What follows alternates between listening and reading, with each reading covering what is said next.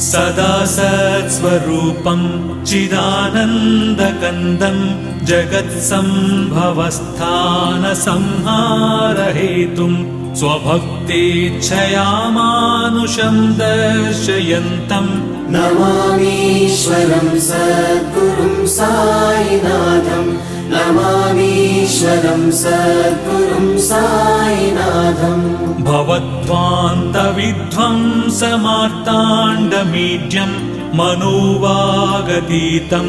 मुनिर्ध्यानगम्यं जगद्व्यापकं निर्मलं निर्गुणं त्वां नमामीश्वरं सद्गुरुं साईनाथं नमामीश्वरं सद्गुरुं साईनाथं भवाम्बोधिमग्नार्दितानां जनानां स्वपादाश्रितानां